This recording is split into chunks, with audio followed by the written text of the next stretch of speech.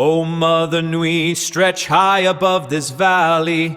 Your starry body is our glory. Then see the hawk of yonder Rahur quit, his fiery splendor, oh so mighty. He brings a light for all our weary souls. He makes the broken spirit whole.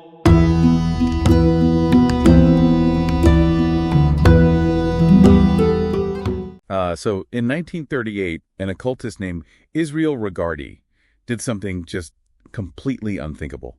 He basically leaked the heavily guarded source code of a 19th century magical society right to the general public. Yeah, he essentially took all these private esoteric rituals from the Hermetic Order of the Golden Dawn and just, put them out in the open for anyone to read. Right, and that is exactly what we are looking at today.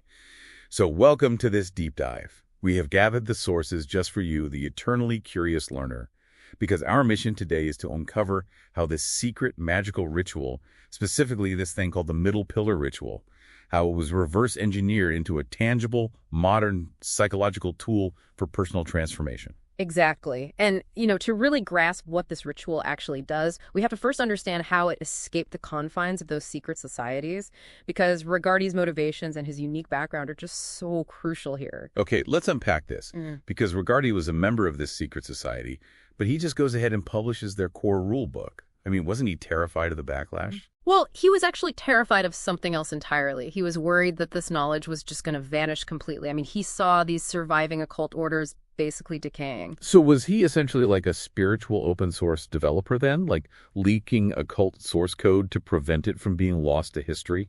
Yeah, that is a really good way to put it. But what's fascinating here is Regardie's revolutionary synthesis of magic and analytical psychology, because it is not just that he leaked the instructions to save them, it is how he actually translated them for a modern audience. He wasn't just a magician, right? Yeah. The sources note that he studied Neo-Reichian therapy, which, for you listening, is essentially the psychological theory that emotional trauma literally gets trapped physically in your body's muscles. Right, exactly. And because of that clinical background, he realized this wasn't just some spooky mysticism. He equated the ancient gods invoked in these old rituals to Carl Jung's archetypes. Oh, wow. So like the universal patterns hidden deep in the human unconscious. Precisely. By doing that, he reframed the middle pillar from a magical spell into a clinical tool.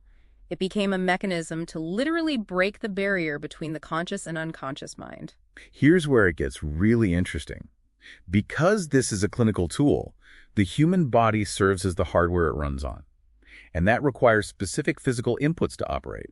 It maps out 5 specific energy centers descending from Kether at the crown of the head all the way down to Malkuth at the feet. Yeah, it creates this sort of invisible spiritual nervous system, but, So you cannot just sit on a couch and think your way there. You have to use your physical body to activate these centers. Right. And the Golden Dawn called this activation the vibratory formula, or the great voice.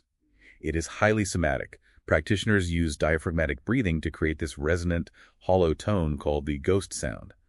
But wait, how does making a spooky sound physically vibrate the body and unlock hidden parts of your unconscious?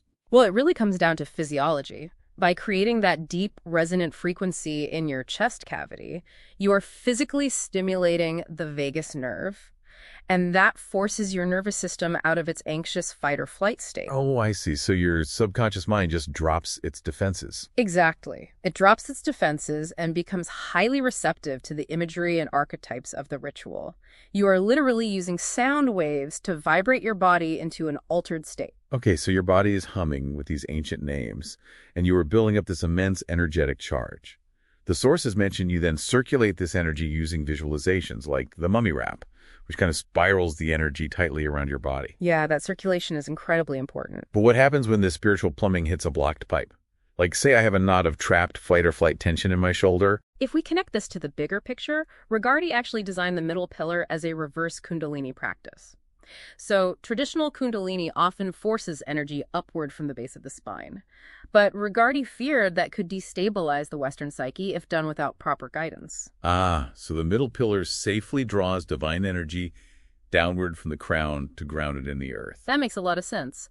But going back to that blocked pipe analogy, what if you do not circulate the energy past that block? Then you get something called circle buzz. And yes, it is exactly as uncomfortable as it sounds. It happens when that immense charge hits a physical block and becomes ungrounded.